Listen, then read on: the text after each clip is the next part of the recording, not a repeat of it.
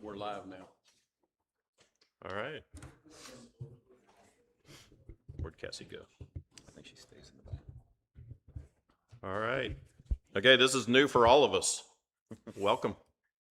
I don't know that we need these microphones, but I guess We have to. we'll use them just to. I guess maybe they're good for the For the audio recording. video. Yeah. Yeah. All right. It is 12 o'clock. We'll call this meeting to order of the Williamson County ESD number 3 commissioners, and welcome to our first meeting in our new headquarters. This is great. Y'all seem so far away though. After the last one. All right, if everybody will stand, we'll have our invocation and pledge. Ask Drew Neal to do our prayer for us. Thank you, Drew. Father God, we come to you today, Lord, and we're grateful for an opportunity to gather. And Lord, I pray that the work that is done here in this building today and every other day, that ultimately it's done to glorify you. God, I ask for your hedge of protection over this fire department and over the people that serve it, whether they be commissioners all the way down to firefighters, Lord. We just ask that you watch over us, you help guide us, and that any decisions that are made with you in mind. It's in your name we pray. Amen. Amen. Thank you, Drew. Pledge allegiance to the flag of the United States of America and to the republic for which it stands, one nation, under God, indivisible, with liberty and justice for all. Honor the Texas flag. I pledge allegiance to thee, Texas, one state, under God, one and indivisible. Thank you. Do we have any public comment? No public comment. Okay. No public comment? Could we explain the process for signing up if that's new for What's public that? comment? Can we explain the process for signing up for public comments if that's new? Yeah, public comment is just if someone in the future wants to do public comment, they sign up with Henry Yes. before the meeting, right? Yeah, we have done it with us in the past, but the secretary is the one who does that. Right, And there's two things. There's general public comment, and then there's agenda item public comment. right. Okay. Thank you. All right, we will move straight into our presentations. ECPR of Texas. Welcome, guys. Well, I didn't realize we were going to be the first ones to present. You are the very first presentation. That's awesome. You should get some kind of like a little plaque or something We for should. that. And we're getting the presentation up on the screens. Cassie's working on that. Let's see. There we go. Cool. Awesome. Thank y'all for taking the time, for allowing us to sort of chat with you all and sort of share our experiences. My name is John Matthew Bernal, and I have my colleague Nico Ramsey here. We're both vice presidents at ECPR Texas. We believe that Hutto Fire Rescue is one of the best untold stories here in Central Texas, especially knowing that this community is growing so much. I think y'all are currently at 65,000 residents and project it to be 150,000. So there's tons of stories that are going to be told, that need to be told, but then also to ensure that public safety is at the forefront of those. So today we're going to sort of walk through an agenda with you all to talk about how we want to change that. We want to change that, this being an untold story, to a real sort of best practice for the community. So we'll walk through that. We'll tell you about who we are, the team that would work with you if we have the opportunity to do that. And then we'll also leave you with sort of the ECPR way and like how we've refined a process for over 30 years. And then we'll leave you with a few examples of what we've done with your colleagues or your counterparts at Pflugerville Fire. So, cool. Perfect. Thank you. Right, awesome. So thank you again for having us. Beautiful space, y'all. Who's ECPR Texas? So we are a civic impact communications firm that's been serving the Central Texas. We are a, there we go. We are a civic impact. Should it be? I'm so sorry. I don't think you need to. Oh, hold it okay. up to you Awesome. yet. I'm over here waiting for like a speaker. We're all right. we're all figuring it out too. So Awesome. all good. Well, let me restart. All right. So who is ECPR Texas? We are a civic impact communications firm that has been serving the greater Austin, Central Texas area for more than 30 years. You know, there's a lot of communication firms in town that focus on hospitality, restaurants. We really pride ourselves on civic impact communications. So, what does that look like? Who are our clients? So, we worked with everyone from Google, City of Austin, Austin FC. If you all are familiar, we were the firm that brought Austin FC to this region. Shield Ranch, with what was happening over the years in that area, we were the trusted partner to help make sure that that is protected in that area. And then the one that's most probably important to y'all is our work with the Pflugerville Fire Department, or Travis County ESD number 2, which we have been working with for the past now, wow, going on 5 years. And so we'll get more into that and what we do for them. But mainly, you know, we work as a partner to you. So in the cases of most of our clients, there is a primary contact, and we support that individual with any external comms, coming up with strategies, as well as really, when we think of what is crisis communications, that can be a crisis for a lot of things. It's not always what people think in our case here, right? Like a fire, more so of like things that happen nuanced within city council or other jurisdictions. We really pride ourselves about being that strategic partner to where it's not just what's said, but how we say it and the channels that we say it to.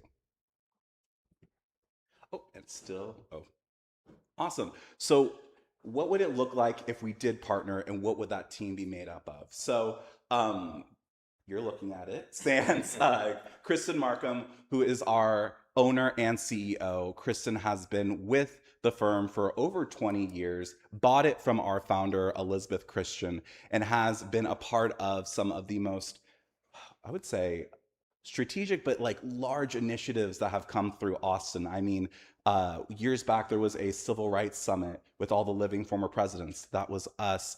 You know, Austin Transit Partnership, bringing on St. David's Healthcare. She's really had a vision for us being, this is our lane when it comes to who we work with and the types of stories that we tell. I would also be on your team. Again, I have been with Travis County ESC number 2 since its inception, since they came to our firm. And when they first arrived, it was for a crisis. And it was because their sales tax, the money that they get from the city, was being threatened by a vote. Unfortunately, that vote did not go in their favor. And so when we came on full time, have been really prioritizing being that partner that helps inform what an ESD is, but what they specifically do for the community. And it's not always just with your usual outlets and mediums, and JMAT will get into that, but really over the years, seeing how much that they have really become a subject matter expert for our media market. And in some cases, a lot of the time, surpassing Austin Fire when it comes to who are they calling and what are they needing. And I'll let JMAT talk to him. Yeah. So, and then I'll do all the digital stuff, right? Social media management, influencer marketing, precision sort of geo-targeting. If we need to get the message out there, I will handle that on the site. I like to say I handle all the creative, fun stuff. So the ECPR way, this is a refined process that we've had for over 30 years. And we'll start sort of at the foundation, right? We want to build what that foundation looks like, coalition members, ambassadors, people that can sort of be that third-party validator for you all and build those relationships to ensure that if you happen to have a situation like Pflugerville Fire, where sales tax is sort of implicated and needing to go up for a vote, we have that solid foundation where we can act and get them motivated to sort of persuade that to not go the direction we want it to go to. Second, like I said, we'll activate that community. That can be through partnerships, events, business engagements. I believe that you all have sort of like a routine monthly sort of legal or council sort of conversation that happens. We would invite people and build that, build upon that, because that is a really good method for you all to continue that sort of engagement with the community. And then on top of that, we'll tell stories. There's tons of stories for you all to be told, whether it's a local rescue that you all happen to have, or if there's things that we need to tell the community to be aware of. Changing your fire alarms, that's a routine thing, but we have to be able to do it where it makes it an impact story, where people can really understand it a little bit more. And then on the other side, we'll also amplify that narrative, right? Whatever it is that we want to be able to tell and we want the community to know. And we'll do that in a variety of different methods, but digital is one of those methods, right? So you'll have y'all social accounts and all that good stuff, but we will build upon that to make sure there's a consistency across the board. And then finally, we do everything that's related to data. So whether a social post has high engagement, we will replicate that for the following month to ensure that we continue that trajectory because we know the audience likes that content. So therefore, anything data related, sentiment monitoring, all that good stuff, we will handle for you all. So now we're going to share a little bit of work that we've done with ESD number 2. Yes. So a case study for y'all is how does this look in practice with specifically a fire department? So as I mentioned earlier, yes, we were brought on as a crisis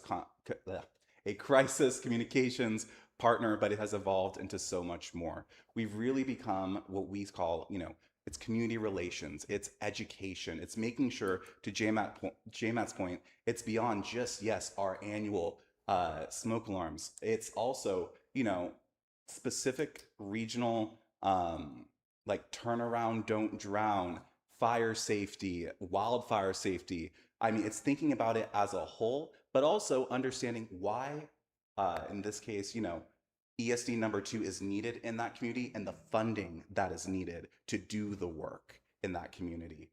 We were able to create Flame initiative, which has brought all in ESD number 2, ESD 11, even some other partners adjacent, including Austin Fire, to really make this a regional effort, especially because what we have, as we know, as it pertains to wildfires, is unique compared to what happens in other states. And we want to make sure that people understand that because it's easy to look on screen and see things happening. Let's just use, California and the travesty that happened there, but dialing that down so it's local and they know exactly what's at stake for them.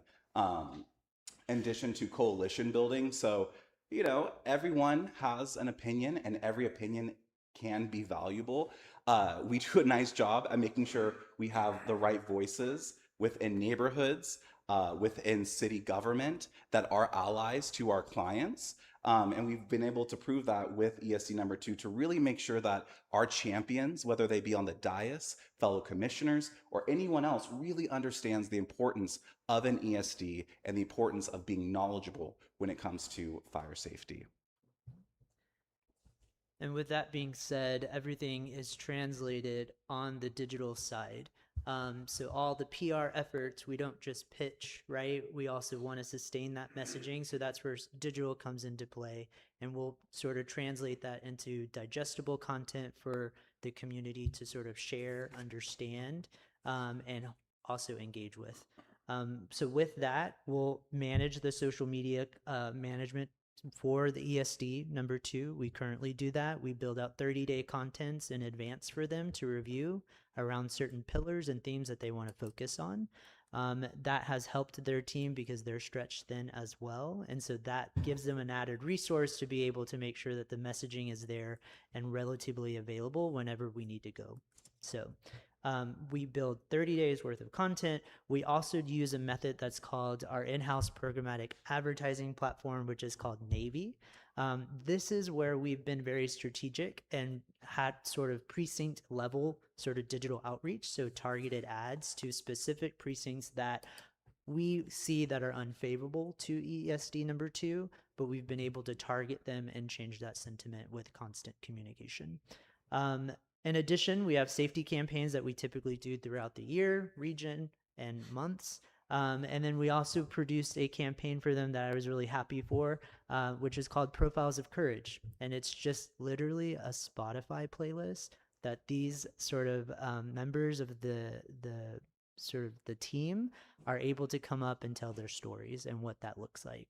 And that has been a really great opportunity for them because people are able to see behind the mask who these individuals are, and they're just normal people like us, but they're actually going and fighting and running into the flames to be able to save our community. So that has been a really big success. And then also we have reporting and optimization. So like I said at the beginning, data really sort of tells us what we need to do, and we'll use that to be able to build specific content, campaigns, and all that good stuff.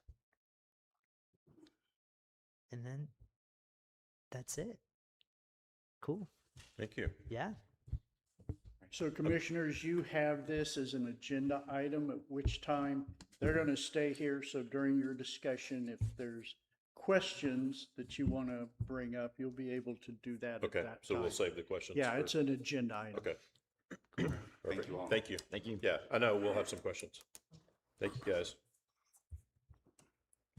All right, Chief, your report? Thank you. Well, first of all, welcome to your new home for your meetings. You have a copy of my report in your packet. The only thing that I want to add is as we continue to make changes, we're going to make another change next month where we're taking your packets digital. You'll come in, you'll have the computers set up in front of you. We send PDF copies of everything to the attorney. At the time we send it to the attorney, we will send it to you. That will not do away with all paperwork that comes in, but you will have had the chance to see it PDF. You'll have it at your station as it comes through. So, and we're gonna tweak it and refine it, but you know, I want to compliment Caleb Saunders and Cassie Balderas for the work that they did, for everyone's work, but specifically for them for getting us set up in the way that we're going. You're on YouTube right now. This is a live stream going on. In the past, we would record it on Zoom, we'd take it, we'd post it. We still have to post because of our transparency star, but it's the opportunity for it to be seen live. Great, That's the end of my report. awesome. Thank you. Any questions for Chief? No, sir. Okay. Assistant Chief, Rob? Good afternoon. You have my report for the run data from last month. If you don't have any other questions, I'll let you preview that. I do have one question. Sure. For the non-emergency calls or non-emergent, what types of calls would that be? So those are going to be like lift assist, fire alarms, service requests. This has changed since our last data that we've been sharing the last 3 years due to us going to NEARS. So they've condensed a lot of our categories and grouped them into broader categories. So that's just the non-emergent calls that we get for assisting agencies, assisting people, those type of calls. Thank you. You bet. What's the difference in that versus public service? Public service, it might be lumped into the same. I would have to look exactly again at those categories, but I can have an answer for you next month, or I can go look that up real quick. Oh, Yeah. it's fine. So NEARS that he just mentioned is a national database that we have to report to. The whole United States was reporting to National Fire Incident Reporting System, NINFRS. We've been doing that since the 70s in the fire service. NINFRS was retired on January 1st, 2025, and we moved to this new system, National Emergency Response Information System. They're all managed through FEMA, U.S. Fire Administration. We're still learning categories. The whole United States is still learning categories, still tweaking. So it's not only chief and everyone having to say, well, where does this fit? And a good example is when you look at auto aid and mutual aid down there, it's questions like this are coming up all across the country. Okay. Thank you. Any questions for Rob? Thank Rob. you. Yep. Financial report? So I have the financial report for Andreas. He is out. What you will find is the pending deployment reimbursements that we have. We did receive 2 reimbursements since last month, but we still have the ones from Rick is still involved with the flood.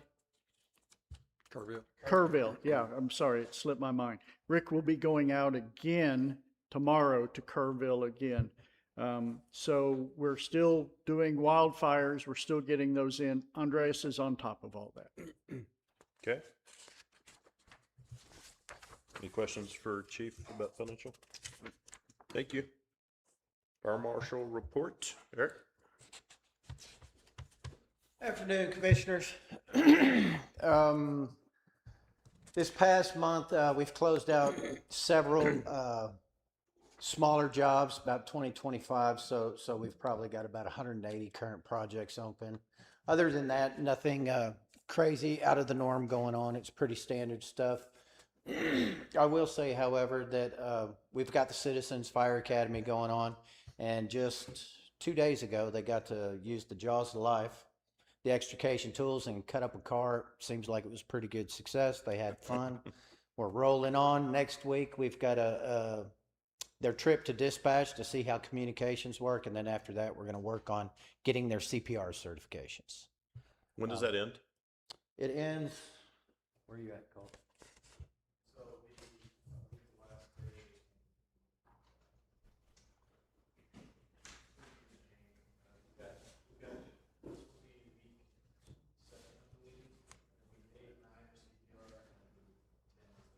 So we've got about 3 weeks left approximately, so it'll end middle to end of May. Do we recognize them at our meeting? The ones that are, like, when they've completed it, do we? Not currently, but that can be something we can look at if you would like us to. I think it'd be kind of cool That'd be a good idea. to, yeah, Sure. to have them come, once they've completed, have them, if they're available, come and, Are they Absolutely. presented a certificate or something? Do they? Yes, we Okay. have the last week is we have a graduation for them. We invite their family. We take pictures. We present them with certificates, a little bit of swag, maybe a tumbler, challenge coins, things of that nature, and have some snacks and stuff, and just a good social gathering, and give them all the pats on the back and appreciate what they've done. okay. Can y'all let us know when that is? The date? Sorry? The date for that event, if you can let us know. Yeah, absolutely. Perfect. Absolutely. Is there any other questions? Have you made your trip to Humble yet? Yes, sir. Any kind of update on that technology that you guys are training for as far as these power units that are battery powered and what we're going to need to do in terms of not only building enforcement but also firefighting?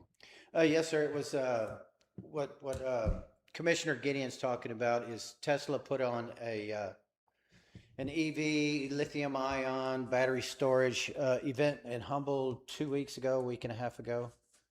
And what Tesla did is they brought out, there were several sessions, and they brought out a section just purely for their solar stuff and the battery packs that are at home. They brought out a bunch of vehicles, went over some technical stuff, some first responder stuff. They've actually got sheets. It's called the First Responder Rescue Sheet. Tells us how we can disable the car, open the car, do several things like that. We also had sessions about their energy storage systems, which aren't here right now in our jurisdiction, but it's probably just a matter of time. These things are huge. Designs on that and supercharging stations. I'm kind of in contact with Tesla back and forth, and I've included the training captain in those emails. And what we're actually doing is trying to figure out a way where we can get them here to teach all our folks that, and call on some of our neighbors, get them in this class too, and spread the love, spread the knowledge. So we're actively working. I had mentioned to Eric, I serve on the LEPC for Williamson County, the Local Emergency Management Planning Committee, which is required by the federal government, and it really is involving, identifying all the hazmat in our county. And what's of particular concern are the new industrial installations that are coming and the challenges that potentially poses not only to first responders, but ultimately, what is the Williamson County hazmat plan going to undertake in terms of being able to allocate resources and be prepared? And I know one of the challenges that the LEPC is seeing, not only the standard industrial waste and other types of traditional hazmat, is the onset of these battery power systems, and potentially these small package nuclear plants that might come in to offset tapping into the energy grid. So anyway, I commend Eric and his team for seeking that information. And maybe, Chief, I know you serve on the LEPC too.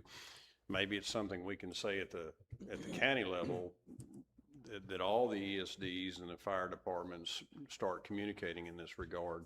Yeah, we And can. perhaps the EOC is doing that, and I'm not just aware of it. So, but it's something our public needs to be aware of. Yeah. Thanks, Eric. Thanks, Henry. Sure, absolutely. Any other questions for Eric? Thank you, Eric. Thank you. Training report.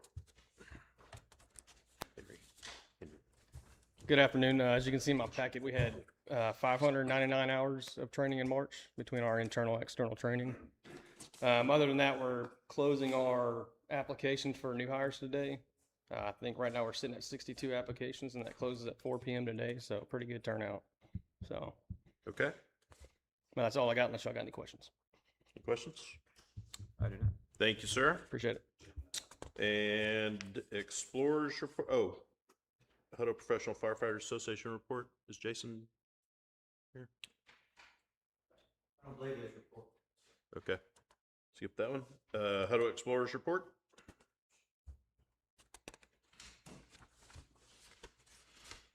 Hello, good afternoon. We had 4 graduate recently, so we were very excited about it. It was nice to have, we had 30 plus family members here, so we filled up this whole house. It was a very honorable moment for our fire department and the ESD. Next, we have our fire life safety educator, Cassie. She's been up in the high schools presenting a new, presenting the Explorer program to all those students trying to get recruit. Myself, Brian Matoka, and Colt Richardson, the fire prevention team, we've all been recruiting for next year's Explorer program. So we're looking forward to having at least 10 applicants and filling those spots. So we appreciate your support and thank you. When does that open up?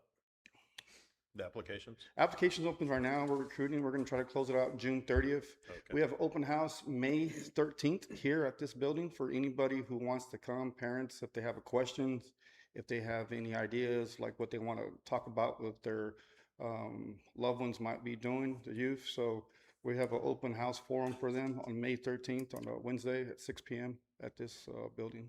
Okay. Cool. Thank you. All right, and Commissioner report. That's new on here. That was last month. That's, if you guys have anything that you Oh, need to I got report you. on. Okay. Does anybody have anything they would like to report? I have nothing. No? Okay. Henry, do you have anything you would like to mention during the Commissioner report? Yeah, I'll say that Mary Claire and I, along with Chief Andreas and Chief Bocanegra, have met with 4707.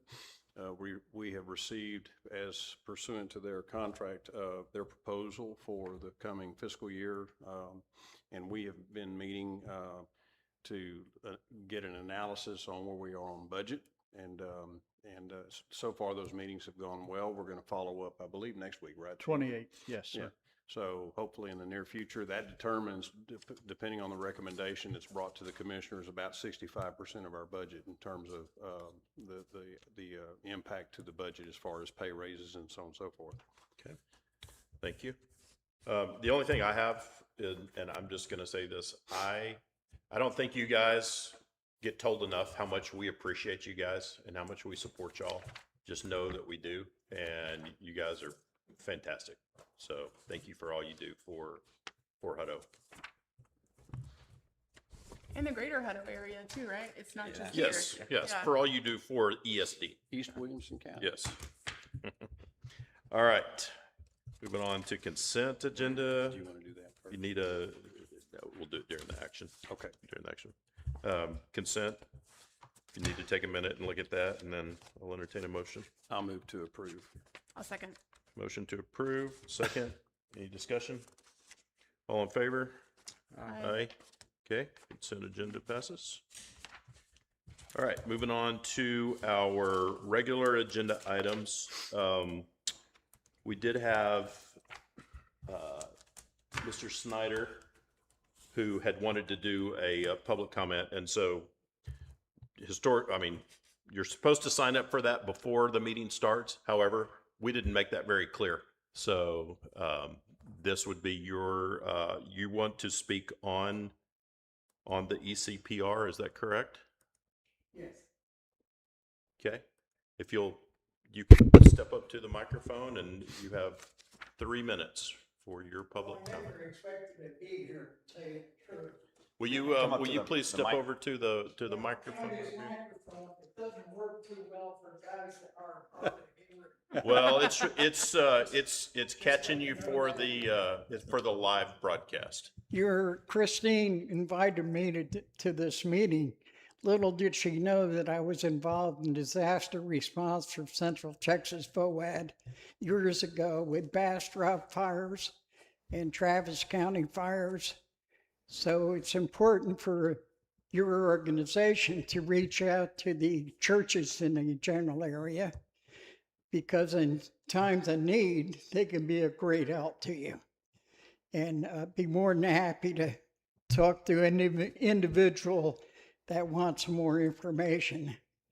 Because over the years, not only have I served in the Army for 25 years, National Guard and Army Reserve, but I worked disaster response for about 10 years in the Central Texas area, all the way from the valley, all the way to up north near Abilene. So if I can be of help, be more than happy to visit with anyone that's interested.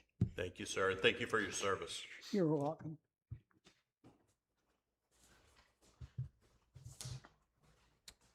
And just, we have his contact information? We Should do. Yeah, Okay, yeah. perfect. Have your contact information. Thank you, sir. All right. Item discuss, consider, take appropriate action on ECPR Texas presentation. So commissioners, now this is your opportunity to discuss amongst yourself. As I said, they stayed here. I will point out one thing. JMAT. When I first met JMAT, I expected this rapper to come in. Someone going by the name of JMAT. I figured he'd have a hat on sideways and everything, and then Well, maybe he can. JMAT. Do you came rap, in. J-Matt? I don't. He does. Okay, well. I Huh, was like, I don't, but I can. truth be told. Uh, All right. Questions for J-Matt? I just have a comment. You know, as the ESD grows and matures into more of an urban and, you know, semi-urban department, we've all noted the importance of communications, and I think, you know, the commissioners in past and also the current commissioners made a good call in hiring a PIO so that we have some communication skills that are ongoing at all times. And while people have different views, what is frustrating is when a government entity can't get facts out and get ahead of the politics. And so as I look at, you know, vision, mission, value-driven, performance-based, service guaranteed, the strategic plan, the community risk assessment, the master plan, these are not just plans that are check boxes. These are very fundamental to the decision-making that takes place up here, the transparency that's required, and the fact that taxpayers are making big sacrifices in order for us to fulfill that safety cadre that we're focused on. And so I like the concept, and I would encourage commissioners to give it a serious consideration. And I think it's, like they said earlier, they'll come alongside and partner with what we already are doing well. But the fact of the matter is, firefighters want to fight fires. They don't have time to stop and explain, you know, to the taxpayer. But we've got to get out in front of that and make sure our transparency is celebrated. There's room for criticism. There's room for critique, if you will. But I prefer to deliver with facts and not politics. So that's just my comments. Thank you. I guess the question I have is, so we have recently hired a wonderful, fantastic communications person. So how do you guys work with the communications person that's already on staff and make sure you're not stepping on each other's toes, or that you're not doing something that she's already doing, vice versa? Awesome. All right. So, to your point, you guys have made a great hire, Cassidy. Yes. And so what we do is that it would look like we would have a weekly meeting with Cassidy. We would say, what are your priorities? We would take that information, put it out into a comprehensive plan that looks anything from 3 months, 6 months, to even in ESD number two's case, an entire year, knowing that it's a flexible breathing document. The good thing about us being, again, that partner is that we can help forecast. And we also have our ear to a lot of other things outside of what's happening. So if we're thinking about, let's say, a strategic announcement, we'll know what's happening with other big announcements as well. So that way we give our announcement the best chance at visibility. I think another thing also is that what we've talked about, how would this look like internally between ESD number 2 and Hutto Fire Rescue, is basically what we would be creating is, in all intents and purposes, a super team in a way, to where it would be the existing account team of ESD number 2 plus 2 more. So that way, I think you mentioned, so we're not stepping on each other's toes, both internally as well as with your other partners. We would be able to identify, okay, well, we're going to push Hutto Fire Rescue this week for this. So it's a very even balance to where, you know, with what we do with ESD number 2, it would be almost mirrored, if not fully, with what we do with them. So that's kind of how we would work with her, as well as make sure we're not stepping on toes internally, as well as with your other partners that we know are very important to you as well. Commissioners, Cassie and I had before they came to you, Cassie and I had a meeting with them. And then after we got the presentation, she and I did some strategizing on how the best fit would be. And after that discussion, we both agreed to bring it to the board. One of the things I think that would be very beneficial would be, like, we know that we're putting out preventative information, like community education items. And so if we had a way to amplify that, to be proactive in communication, not that we're not currently trying, but if there are better ways to get that accomplished above and beyond the other stuff, I think that would be beneficial. I think about, like, the aging population we have in this community, making sure that they have information about how to keep their homes as safe as possible. You know, how if you have an emergency and can't get to a phone, like putting out some of that information. And if we had a strategic partner with that, I feel like the opportunity for the information to get digested by the audience that needs it would be higher, because it's not only digital, I assume. No. It would also be like print, depending on, or like Facebook groups or next door, thinking of where that audience we need to connect with and where are they? Is it print? Is it those local papers that we need to get with, or what have you? So yeah, not only digital. And a little bit to J-Matt's point too, is that obviously media is an evolving landscape. People consume news in various different platforms. Something that we've done with Chief Perkins is really leaning into also longer form with like podcasts, things on YouTube. So it's no longer just your typical media list of like, oh, let's get on KXAN or got to get in the Statesman. It has drastically grown. And I think what's been really cool, especially with J-Matt coming to our firm, is that we now have the ability to geo-target, like you said, but also get into those channels that are, you're not going to see them on TV. It's like very, very hyper-local and niche. So we'd love to do that for y'all too. Yeah, and I feel like it's also important that, and I think you mentioned this, that this isn't just about crisis communication, right? It's kind of telling the story of ESD3. We have, you know, you use 65,000. Who knows what the population of Hutto is right now, right? It changes every week. Mm-hmm. But it's a whole lot more than what it was when ESD3 started. And there are many, many people that have moved here in the last even 5 years that have no idea. They don't know that ESD is not part of the city, and if they do know, they don't know why. So I think it's a lot of really telling the background, how we got to where we are, and why is there a tax rate for ESD3 and all of the things. So yeah, there's a lot of stories to be told. I know, and I know there's one about like the car seat program that you all offer. Like, that's so cool. We should amplify that and make sure people know about that. So, Yeah. agree.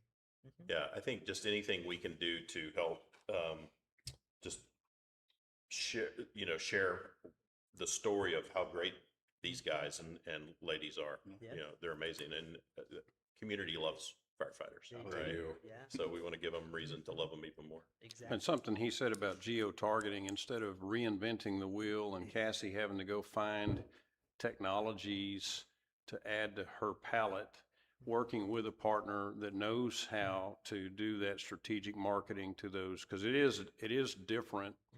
As I think about when I grew up, you know, your town fire department the town likely had a little local newspaper, and that's where everybody got the information, or maybe they got it at the coffee shop, right?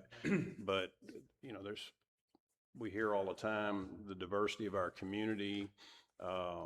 It's a bedroom community, but it also is a growing community in terms of industrial and retail investments.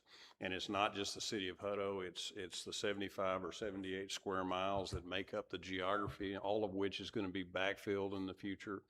And to me, there is no single source of communication anymore. So we either replicate it and do it our own, or we find third-party partners that can come along and help define that for us. So I know I'm beating a dead horse, but it's all about civic engagement. And commissioners, your history's hanging on the wall back Yeah. there. Yeah. Do you want to say what that is? Huh? Do you want to say what that is? Sure. That is the tongue of the original fire wagon that was Hutto's firefighters. That might be the first story. Huh? That might be the That first might story. be, then. yeah, Just to absolutely. kind of echo what everyone else has said up here, I think it would be fantastic to tell the story of Hutto Fire.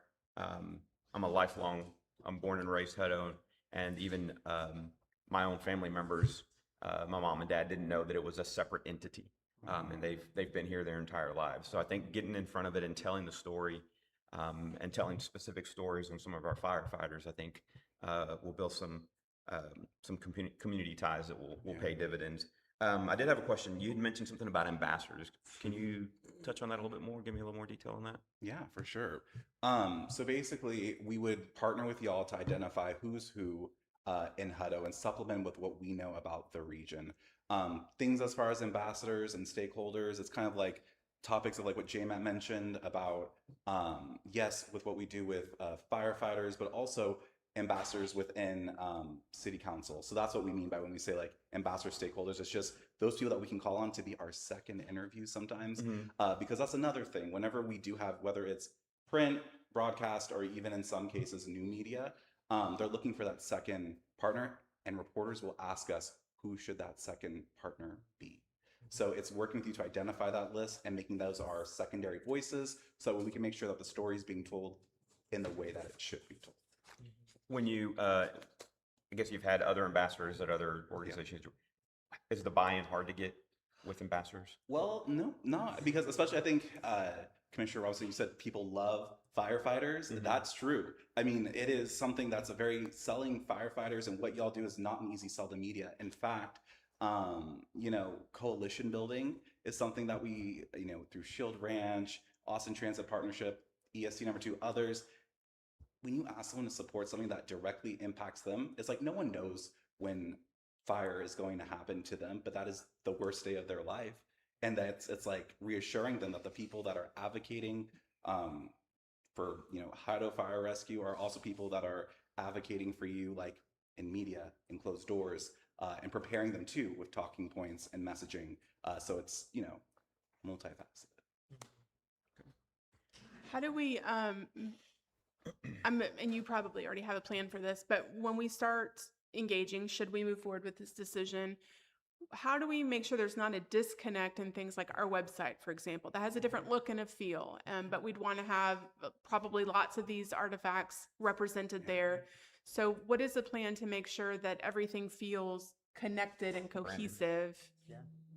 Give me the logins. I will make it happen. No, we do that. We work hand in hand with ESD #2, where I sort of am a webmaster for them, and so my team sort of handles and make sure all the collateral that we develop is cohesive and it's placed in all the different channels appropriately. So And it won't hinder anything that, say, like Cassie needed to put something out. There's not going to become some sort of firewall where it makes it challenging for us to maintain our own content. no, Okay.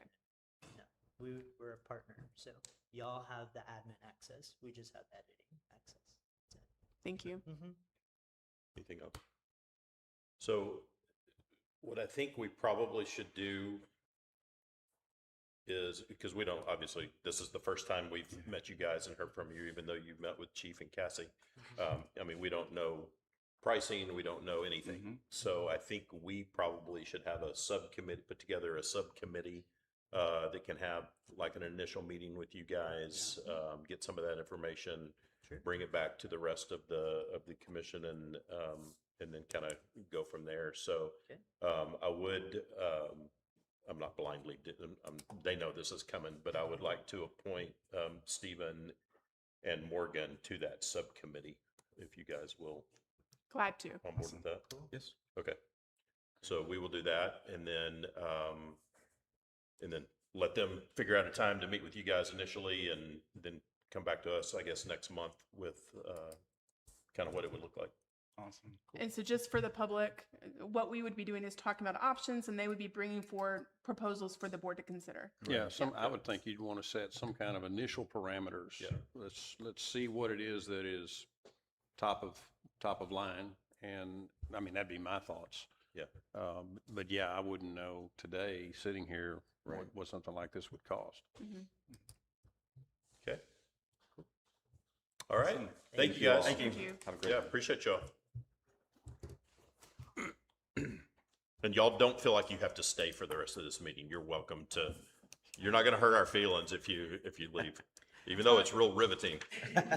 Todd, do we need to actually make a motion to create a subcommittee? I don't know. Do we need to make a motion for that, John? To create a subcommittee to meet with them? It would be better. Okay. I'll I'd make like to that make motion. it. Oh, go ahead. Okay. That we appoint Morgan and Stephen to be subcommittee on behalf of the commissioners to meet with Chief Kerwood and our third-party firm. I'll second. All in favor? Aye. Any other discussion? I'm sorry. Okay. All right. Thank you, guys.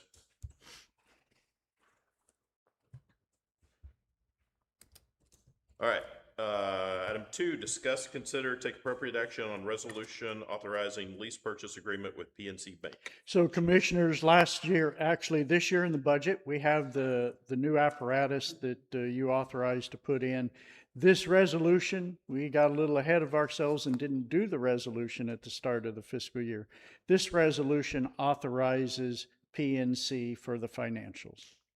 Okay. So you've already budgeted for, you've already signed the POs. This is just the resolution. Okay. Mr. President, I'll move to authorize or approve the resolution authorizing entering into a lease agreement with PNC Bank with respect to apparatuses previously budgeted. Have a motion A second. and a second. Any more discussion? All in favor? Aye. Aye. Okay. It's approved. Thank you. Item 3, discuss, consider, take appropriate action on construction of the fire headquarters complex. That's about to be able to come off of this agenda. isn't it? Well, it will, but you know, the punch list seems to go on and on and on. And we will probably keep it on here because we're still dealing with the state of Texas and TxDOT. So Keith, any comments that you or Terry? As you move into the building, things have been noticed that probably need to be modified on small little items. Keith, Should be getting a Keith. lantern in next Oh, week. sorry, Keith. We all have to get used to that. That's for sure. Again, the punch list is being processed through. We're almost done with the canopy in the back. We have some things that have been hanging out there. Our solar power should be up and running here in the next week or so. We've had the panels up there for quite some time. We just haven't had it hooked up into the grid and that sort of thing. But the contractor's working through everything on that. Again, we should be getting a new lectern here that we designed that kind of matches everything else, but just kind of tying up loose ends. There's some civil items that we're finalizing. I think our trench over there that we ended up doing next to the daycare center has worked out very well. I was going to It's ask. They conveying got a that- good test the last 2 weeks. Yeah, right? it's conveying the water as designed, so I think that's working out exactly how we planned it. But other than that, and Terry's working on the additional property from TxDOT. I don't know if you have any update report at all, Terry? Just right quick, so the meeting has been confirmed. We're on the commission agenda for the 21st of May. The meeting's at 10 o'clock. I haven't seen the actual final agenda yet. The last time I went through this, most of these parcels are on a consent agenda. So we can discuss, when we get closer to it and see the agenda, whether we want to have a presence there. Okay. All right. Any questions I can answer?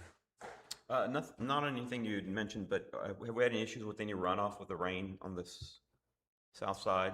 No, so far we've done pretty well. I mean, hopefully we get the property, we'll get that paved, and that'll take care of that. But we've decided to go ahead and be a little proactive and put some silt fences up, try to keep that mud from coming down the hill, that sort of thing. So as soon as we hear from what's going on with TxDOT and all that'll all be remedied.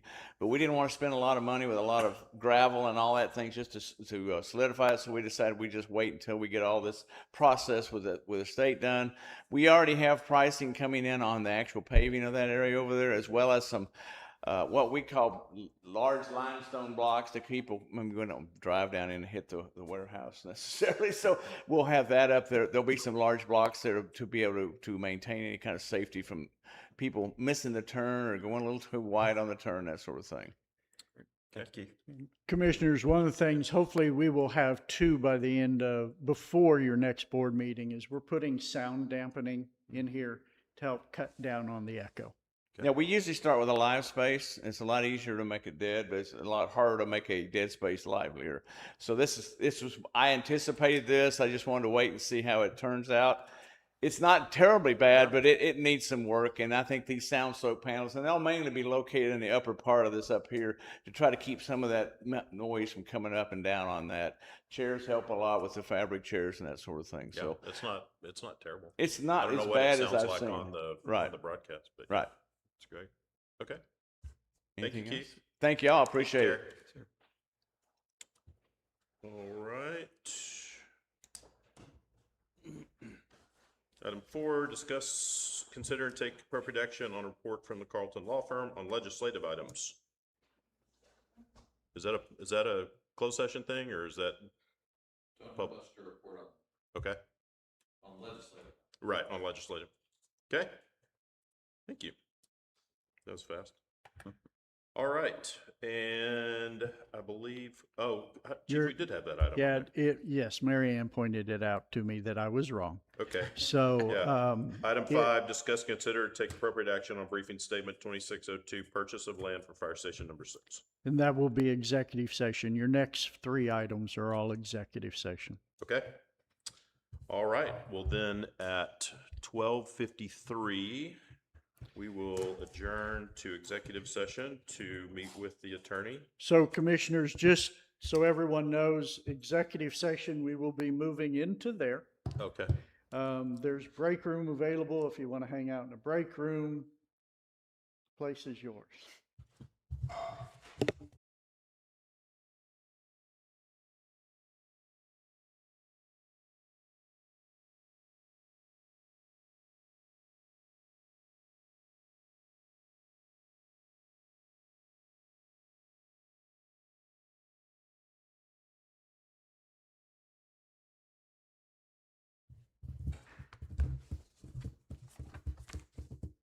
We're good?